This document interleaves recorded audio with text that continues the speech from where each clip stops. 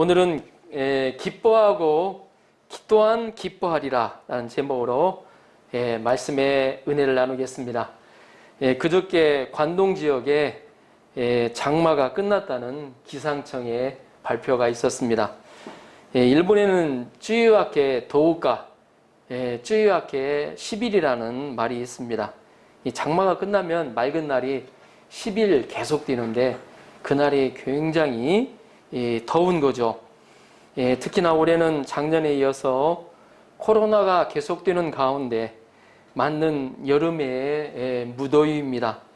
특히 한국 같은 경우에는 북태평양 고기압과 또 티베트 고기압이 겹쳐서 열돔 현상으로 인해서 무더위가 극심할 것이라는 예상을 하고 있습니다.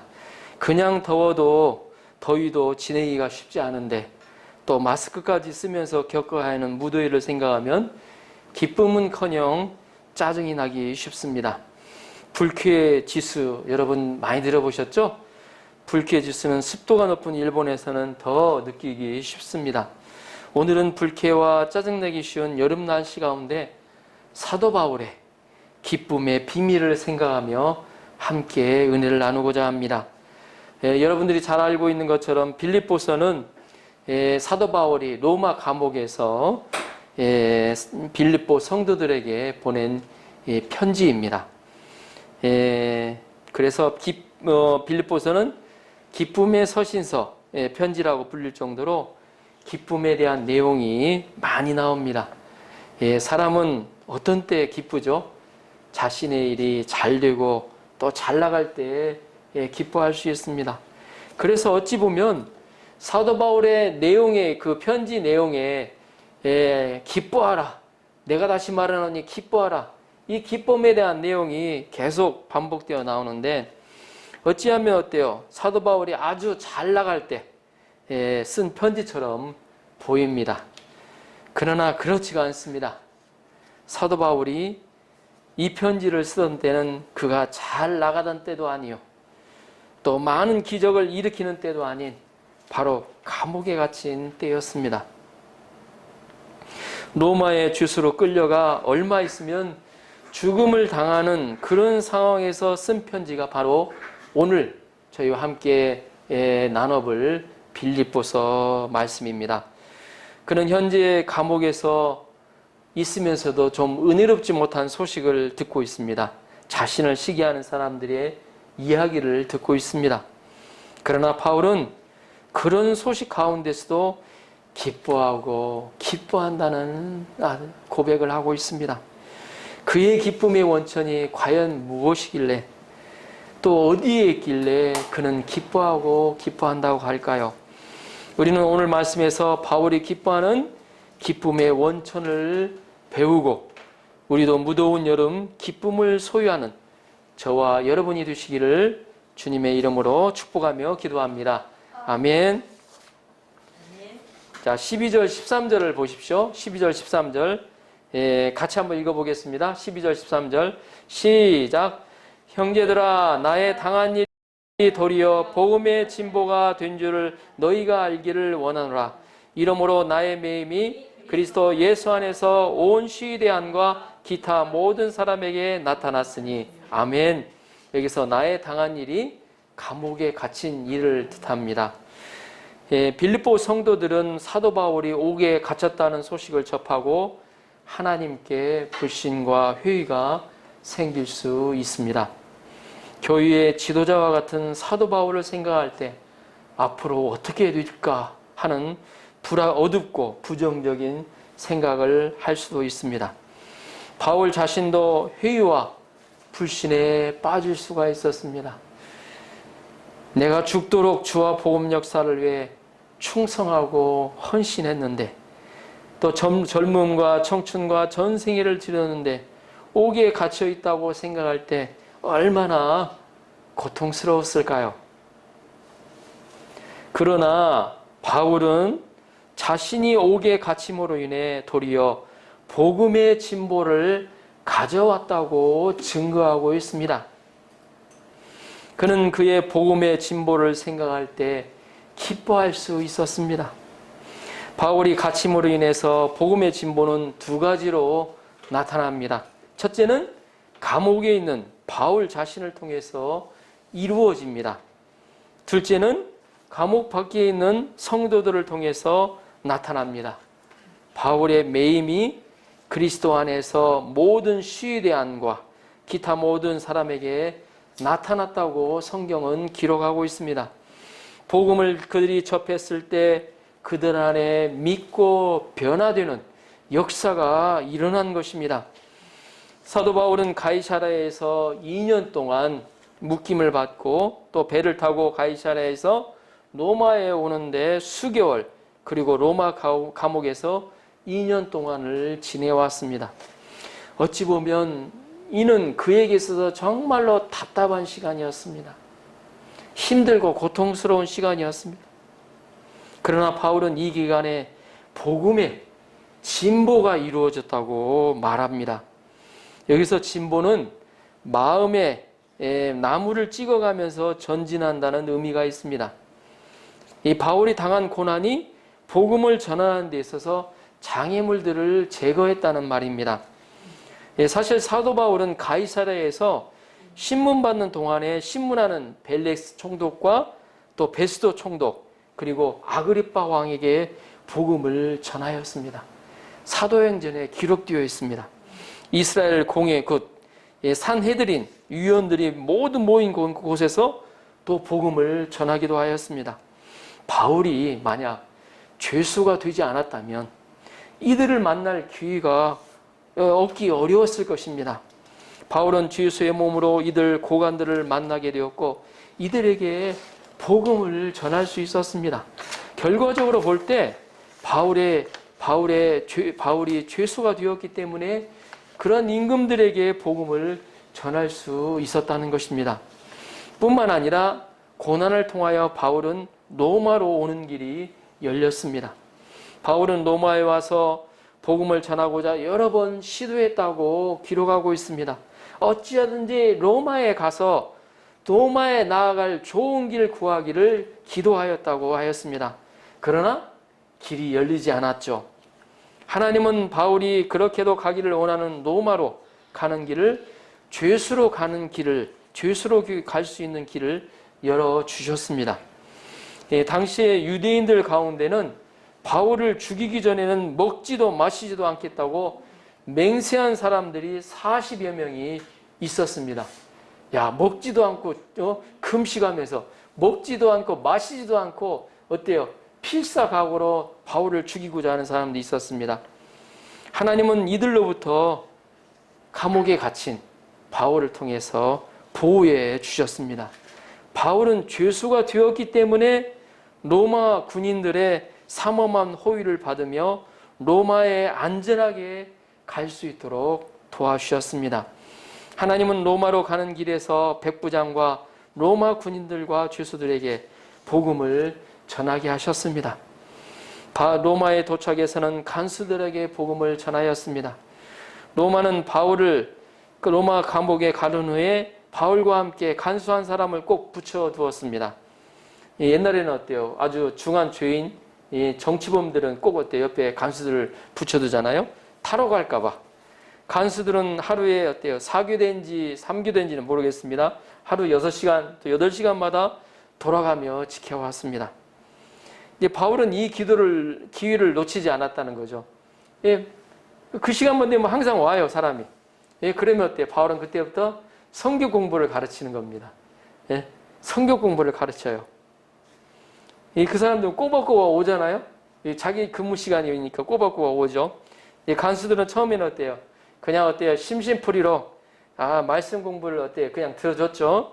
그러나 말씀이 그들 안에 심령에 파고드니까 결국 온 시대안과 기타 모든 사람들, 아마도 그 가족, 친구들에게까지 퍼져갔습니다. 이렇게 복음은 전진 또 전진하였습니다. 시위대는 지금의 대통령 경호실입니다. 그래서 당시에 시위대는 1만 명 정도, 10,000명 정도가 있었다고 합니다. 이 10,000명 정도면 1사단인데요. 사단 정도가 있었는데 이들은 황제가 신뢰하는 군사와 고관들이었습니다. 이들에게 복음이 전파되고 퍼져나간 것입니다. 또한 바울을 호위해온 백부장을 통해서 로마 고관들에게도 바울의 소식이 전해졌습니다. 백부장은 바울을 옆에서 지켜보면서 하나님이 바울과 함께 하시는 능력을 지켜볼 수가 있었습니다. 그는 바울이 광풍을 만나서 모두가 죽을 수밖에 없었을 때 적절한 방향으로 배 안에 있는 모든 사람들을 살린 것을 보았습니다. 뱀이, 독사가 바울을 물었는데도 죽지 않는 것을 또 보았습니다. 바울이 많은 병자들을 또 치료하는 것을 보았습니다. 백부장은 자신이 본 바를 로마 군인들에게 전하였을 것입니다. 백부장을 통해서도 로마 군인들에게 자연스럽게 바울이 소개되었던 것입니다. 로마 군인들은 바울을 만나러 왔고 바울은 이들에게 복음을 전하였을 것입니다. 시리아와 로마 군인들을 통해서 나중에는 로마 황제에까지 복음이 전파되었고 이것이 기독교 역사, 유럽을 통해서 미국과 한국에까지 전파되고 온 세계에 전파되었습니다. 여기서 복음 전도자에게 있는 고난이 복음의 진보에 유익이 된다는 것을 알 수가 있습니다. 전도자의 고난은 복음의 진보를 이룹니다. 고난은 먼저 전도자를 변화시킵니다. 고난은 전도자를 겸손하게 하고 하나님만을 의지하게 합니다. 여기서 어때요? 전도자라고 얘기했는데 믿는 자도 해당이 됩니다. 고난을 통해서 믿는 자는 자신이 아무것도 할 수 없다는 것을 알고 하나님만을 의지하게 됩니다. 하나님만을 붙드는 그 삶 자체가 축복이에요. 우리가 예수를 믿지 않을 때, 제가 그랬습니다. 예수를 믿지 않았을 때 제가 나름대로 그래도 좀 살 것 같아서 살았는데 나중에 보니까 예수님이 없으면, 하나님이 없으면 그 인생이 얼마나 더덥고 얼마나 어때요? 살 수 없는 인생인가를 고백할 수밖에 없습니다. 저번 주 우리 희원이가 열이 나서 혹시나 이 코로나인가 걱정을 좀 하다가 또 하도 머리 두통하고 열이 났습니다. 그래서 좀 코로나 이 증상도 좀 비슷해서 검사를 했는데 음성으로 나왔습니다. 2번이나 검사를 했는데 음성으로 나와서 다시 큰 병원에 가서 열이 계속 되고 그래서 큰 병원에 가서 검사를 해봤더니 뇌수막염이라는 판단이 나와서 지금 이제 입원 중에 있습니다. 그런데 이 응을 보면서 제 마음 가운데 어떤 생각이 드냐면 어떻게 해요? 좀 부모로서 자식이 아프다는 것을 참 보기가 쉽지가 않습니다. 그런데 저는 이제 예수님 안에서 우리 희원이에게 왜 이런 어때요? 고난이 왔을까를 생각해 보게 됐습니다. 그러면서 우리 희원이가 조금 뭐랄까 하나님에 대한 좀 반항하는 마음이 있었거든요. 어렸을 때는 신앙생활 교회 다니면서 잘했는데 반항하는 마음이 이제 점점 이제 머리가 이제 커지다 보니까 꼭 이제 좀 많이 반항을 했는데 하나님이 이를 통해서 뭔가 어때요? 자신의 연약함이 얼마나 연약한 존재인가를 깨우쳐주는 하나의 어때요? 계기가 되지 않을까 하는 어때요? 그런 기대가 제 안에 들어오니까 그래도 제 마음에 안심이 되고 하나님께 감사하는 마음이 생기더라고요. 입원해 있지만 그래도 하나님께서 또 선한 일을 이루실 것을 믿습니다. 고난을 만날 때 우리는 더욱 깨어 하나님께 기도하게 됩니다. 내 힘으로는 할 수 없으니까 하나님을 붙들고 어때요? 기도하게 되어 있습니다. 또한 고난은 다른 사람을 이해하게 합니다. 동병상련이라는 말이 있죠. 병든 사람을 가장 잘 이해해 줄 수 있는 사람은 바로 병든 사람, 또 병든 것을 어때요? 체험해 본 사람입니다. 고난받는 사람은 고난받는 사람을 위로해 줄 수가 있습니다. 나아가서 고난은 민족주의의 편견이 사라지게 합니다. 고난을 통해서 어느 민족에게든지 나아가고 그들에게 복음을 전파하게 합니다. 초대 사도들은 강한 유대이즘 때문에 사마리아와 이방인에게 나아가 복음을 전하지를 않았습니다. 그러나 고난을 통해서 사마리아와 이방인에게 나아갔습니다.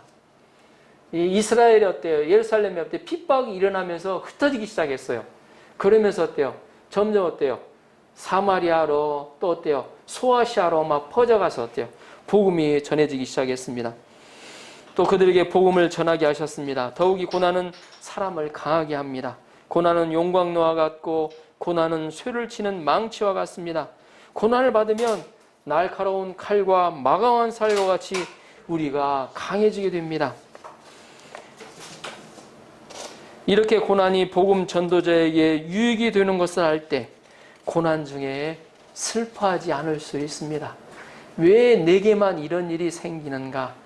슬퍼하지 않을 수 있습니다. 오히려 감사하고 기뻐할 수 있습니다. 더구나 고난을 받을 때 실패의식을 가질 필요도 없습니다. 하나님의 역사는 실패가 없습니다. 아멘. 하나님의 역사는 실패가 없습니다. 하나님을 사랑하고 그 뜻대로 부르심을 입은 자에게는 모든 것이 합력하여 선을 이루시게 됩니다. 오히려 우리는 시편 기자처럼 고난당한 것이 내게 유익이라 이로 말미암아 내가 주의 율례들을 배우게 되었나이다 라고 고백할 수 있습니다. 고난당한 것이 내게 유익이라. 바울이 감옥에 갇히자 감옥 밖에서도 복음의 진보가 이루어졌습니다. 감옥 밖에 있는 사람들도 더욱 열심으로 복음을 전하기 시작한 것입니다. 여기에는 두 종류의 사람이 있었는데 이들이 복음을 전하는 동기는 각각 달랐습니다. 첫째는 주 안에서 바울을 신뢰함으로 겁없이 하나님의 말씀을 담대하게 전하는 사람이 있었습니다. 자, 14절, 15절을 보십시오. 14절, 15절. 형제 중 다수가 나의 매임을 인하여 주 안에서 신뢰함으로 겁없이 하나님의 말씀을 더욱 담대히 말하게 되었느니라. 어떤 이들은 투기와 분쟁으로, 어떤 이들은 착한 뜻으로 그리스도를 전파하나니. 이들은 어떤 사람들이었냐면 바로 어때요? 자기가 존경하고 신뢰하고 어때요? 믿는 사도 바울이 어때요? 감옥에 갇힌 것을 생각할 때 사도 바울이 할 수 없는 일을 내가 해야 되겠다. 그런 마음을 가지고 어때요? 복음 전파에 힘쓰는 사람들이었습니다. 바울이 로마 감옥에 갇힌 것은 보이는 힘으로 세계를 그 당시 지배하고 있는 로마 제국과 보이지 않는 힘으로 세계를 변혁하고 있던 기독교 복음이 마주친 위대한 사건이었습니다. 전자는 세계를 호령하는 왕관의 모습이었죠. 로마는. 그랬죠. 후자는 사도 바울은 세상이 보이기에 나약하고 천박한 쇠고랑 찬 죄수의 아무 의미 없는 죄수의 모습이었습니다. 그러나 이런 바울의 모습은 많은 믿음의 후배들에게 주님께 대한 신뢰심과 복음에 대한 담대함을 주었습니다. 바울이 어때요? 잡혀 있으니까, 감옥에 갇혀 있으니까 내가 어때요? 복음을 전해야겠다는. 목자 바울도 복음을 전하다가 투옥 뛰었는데 우리가 목숨을 아낄 수 있으려 하는 마음으로 더욱더 담대히 복음을 전하기 시작했습니다. 이는 마치 대장이 전쟁을 하다가 포로로 잡히자 부하들이 대장을 구하기 위해서 더욱 용감하게 싸우는 것과 같습니다. 선배 한 사람의 철저한 복음신앙은 많은 믿음의 후배들을 키웁니다. 어떤 사람들은 바울이 감옥에 갇힌 것이 로마의 복음을 전하기 위해서인 것을 알았습니다. 그래서 더욱 바울을 위로하고 격려하기 위해서 바울 힘내시라고 위해서 열심히 복음을 전하였습니다. 반면에 어떤 사람들은 복음을 전하면 상대적으로 다른 사람들이 유명해질 테니 바울이 자신의 이름이 드러나지 않아서 괴로울 것이라고 생각하고 바울에게 괴로움을 주기 위해서 순전하지 못한 마음으로 복음을 전하였습니다. 둘째는 투기와 분쟁으로 복음을 전파하는 사람들이 있었다는 것입니다. 자, 16절, 17절을 보십시오. 16절, 17절 같이 한번 읽어보겠습니다. 16절, 17절 시작. 이들은 내가 복음을 변명하기 위하여 세우심을 입은 줄 알고 사랑으로 하나 저들은 나의 매임에 괴로움을 더하게 할 줄로 생각하여 순전치 못하게 다툼으로 그리스도를 전파하느니라. 이들은 바울과 경쟁관계에 있는 사람들이었습니다. 이들은 과거 바울이 열심히 복음을 전할 때는 바울의 이름 때문에 그들의 이름이 빛을 보지 못하고 있었습니다. 이런 사람들이 어때요? 예, 시기심이 많죠. 그래서 경쟁심. 그러나 바울이 감옥에 갇히자 이제 자신들이 이름을 낼 수 있는 조류의 찬스라고 생각하고 열심히 또 복음을 전하였습니다. 아마도 이들은 그동안 바울에게 밀렸던 자들이었을 것입니다. 그들은 바울이 없는 세상에서 마음껏 길을 펴고 말씀을 전했을 것입니다. 바울에게 어때요? 약 올려주려는 어때요? 심보로 밤낮을 가르지 않고 쉬는 것도 포기하며 말씀을 전하는데 도전하고 또 도전하였던 것입니다. 특히 그들은 바울의 신앙이 잘못되었음을 비난하며 전도했습니다. 만일 바울이 예수를 잘 믿었다면 왜 감옥에 갔을까? 바울에게는 뭔가 문제가 있다. 그것을 하나님께서 아시고 훈련시킨 것이다. 감옥에 갇힌 것만 해도 답답한데 이런 말을 들으면 정말 문제에 빠질 수 있습니다. 또 신세 타령할 수도 있죠. 주님에 대해서 정말로 원망할 수도 있습니다. 많은 사람이 이런 회유에 시달리고 있고 심하면 자기 믿음까지 버릴 수도 있습니다. 그런데 바울은 이런 비방하는 사람을 보면서 괴로워하지 않았다는 것입니다. 자, 18절을 보십시오. 18절 같이 한번 읽어볼까요? 18절 오늘 본문 주제인데 18절 같이 한번 읽어보겠습니다. 시작. 그러면 무엇이뇨? 외모로 하든지 참으로 하나 무슨 방도로 하든지 전파되는 것은 그리스도니 내가 기뻐하고 또한 기뻐하노라. 아멘. 내가 기뻐하고 또한 기뻐하노라. 바울은 기뻐하고 기뻐하였습니다. 그들이 외모로 하든지 참으로 하든지 그리스도가 전파되기 때문입니다.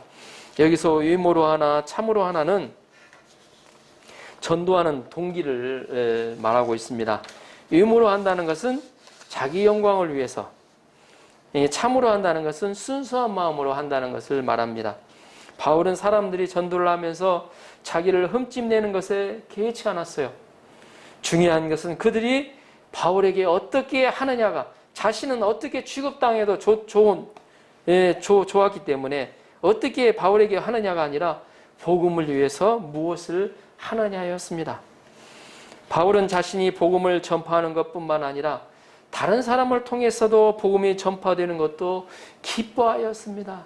그를 위해서 그리스도가 더 전파되기 때문에 꼭 나를 통해서 나의 방법으로 복음 역사를 섬겨야 하겠다고 생각하지 않았습니다.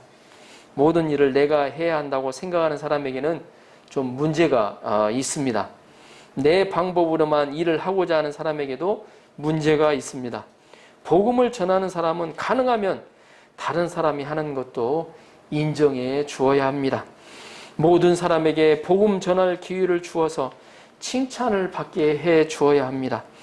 우리는 예수님의 이름을 전파하는 인생을 살고 있지만 실상은 우리 이름이 전파되기를 바라는 마음이 더 많을 수도 있습니다. 하나님의 역사가 흥황하게 일어나더라도 나와 우리 교회를 통해서 크게 일어나야 기분이 좋지, 다른 사람이나 다른 교회를 통해서 크게 일어나면 별로 기분이 좋지 않을 수 있습니다. 우리는 지극히 자기중심적인 생각을 하며 속 좁게 살아가기 쉽습니다. 그러나 이제 우리 자신으로부터 과감하게 탈피할 수 있어야 합니다. 자신은 어떤 대접을 받든 상관없이 오직 예수 그리스도의 이름이 널리 전파되는 것으로 기뻐하고 또 기뻐할 수 있어야 합니다. 아멘. 나를 중심으로 기뻐하지 말고 예수님을 중심으로 기뻐해야 한다는 것입니다. 아멘. 자신을 중심으로 생각하지 않고 예수님을 중심으로 생각해야 한다는 것입니다. 바울은 이렇게 또 기뻐할 수 있었던 또 다른 이유는 하나님이 가장 좋은 방법으로 인도하실 믿음이 있었기 때문입니다. 19절을 보십시오. 이것이 너희 간구와 성령이 도우심으로 내 구원에 이르게 할 줄을 아는 거로. 아멘. 여기서 바울의 구원은 감옥에서 석방을 의미합니다. 바울은 자신의 구원을 확신하고 있었습니다. 왜냐하면 빌립보 성도들이 기도하고 있고 성령께서 도우실 것이기 때문입니다. 우리가 기도한다면 기도 제목을 가지고 기도한다면 하나님께서 우리를 가장 좋은 길로 인도하실 것이라는, 가장 좋은 것을 주실 것이라는 믿음이 있어야 합니다. 아멘. 어쨌든 바울은 하나님이 가장 좋은 길로 인도하실 것을 믿었습니다. 선하시고 사랑이 많으신 하나님께서 하시는 일이기 때문입니다. 예수 그리스도의 십자가를 바라보면 하나님께서 저희를 얼마나 사랑하신다는 것을 알 수가 있습니다. 그래서 우리가 고난이 왔을 때, 시험이 들기 쉬울 때 항상 원점에서 다시 돌아와서 생각해 보는 것이 십자가를 통해서 십자가로 다시 돌아가서 생각해 봐야 됩니다. 우리도 살다 보면 어때요? 자신이 어때요? 시험 받을 때가 있어요. 그때는 어때요? 다시 어때요? 십자가로 돌아가서 돌아봐야 돼요. 보면 하나님이 나를 어느 정도로 사랑하셨는가? 나를 이 정도로 어때요? 자기 독생자까지 사랑하신 어때요? 희생하신 그 하나님께서 나에게 이런 어때요? 내가 미워서 그렇게 하겠느냐 이 말입니다. 안 하신다는 거죠. 모든 것이 그에게서 나오고 그로 말미암고 그에게로 돌아간다고 하는 절대 주권을 믿을 때 우리가 하나님의 선하신 인도하심을 믿을 수가 있습니다. 우리가 지금 코로나 상황 가운데서도 마찬가지예요. 그걸 믿지 못할 때 자기 감정을 행사하게 돼요. 미국에서 많이 일어나죠. 이 아시아인들 헤이트 사건이 일어나는 이유가 바로 그 사실 보면 믿음이 없어서 그런 거예요. 하나님을 믿지 못하기 때문에. 하나님은 선하신 분이십니다. 선한 계획 가운데 이 코로나 가운데서 하나님은 역사하고 계실 줄 믿습니다. 아멘. 마지막으로 사도 바울이 기뻐할 수 있었던 이유는 그리스도만을 존귀케 하고자 하는 열망이 있었기 때문입니다. 20절, 21절을 보십시오. 20절, 21절 같이 한번 읽어볼까요? 20절, 21절 같이 한번 읽어보겠습니다. 시작. 나의 간절한 기대와 소망을 따라 아무 일이든지 부끄럽지 아니하고 오직 전과 같이 이제도 온전히 담대하여 살든지 죽든지 내 몸에서 그리스도가 존귀되게 하려 하나니 이는 내게 사는 것이 그리스도니 죽는 것도 유익함이라. 아멘. 우리 성도님들 중에서 이 말씀을 레마로 받으시는, 믿음으로 받으시기를 축원합니다. 예, 이 말씀 기억하시고 암송하십시오. 이 말씀, 그리고 내게 주시는 말씀으로 받으셨으면 좋겠습니다. 바울은 빌립보 양떼들의 간절한 기도와 성령의 도우심으로 감옥에서 풀려날 기대가 있었습니다. 그렇지만 그의 간절한 기대와 소망은 풀려나는 것이 아니라 오히려 기대와 소망을 따라서 아무 일이든지 부끄럽지 않게 되는 것이었습니다. 부끄럽지 않게 사는 것이었습니다. 더 나아가 바울의 인생의 목적은 오직 그리스도를 존귀케 하는 데 있었습니다. 그는 삶에 집착하지 않았습니다. 그에게는 죽고 사는 것보다 그리스도를 더욱 존귀하게 여겼습니다. 바울의 인생의 목적은 오직 그리스도를 존귀케 하는 것이었습니다. 그는 이런 분명한 인생의 목적을 가지고 있었습니다. 이런 분명한 목적이 있는 사람이 정말로 성공한 사람임을 믿습니다. 이 세상에 돈, 또 권력, 명예를 얻었다 할지라도 예수 그리스도를 얻지 못한 인생은 가장 실패한 인생입니다. 그래서 제가 보기에는 이 세상에 잘 나가고 성공 가도를 달리는 사람들이 예수를 믿기를 제일 힘들어해요. 예? 제일 힘들어해요. 그러나 뭔가 어때요? 문제가 있고 뭔가 어때요? 부족하고 예? 그런 사람들이 오히려 예수님을 잘 믿어요. 그리고 나중에 어때요? 예수님 어때요? 인생 어때요? 존귀케 하는 목적을 가지고 살게 됩니다. 목적은 인생을 결정합니다. 귀한 목적을 가졌으면 그만큼 귀한 인생을 살게 되는 것입니다. 목적을 정했으면 그것을 바꾸지 말아야 합니다.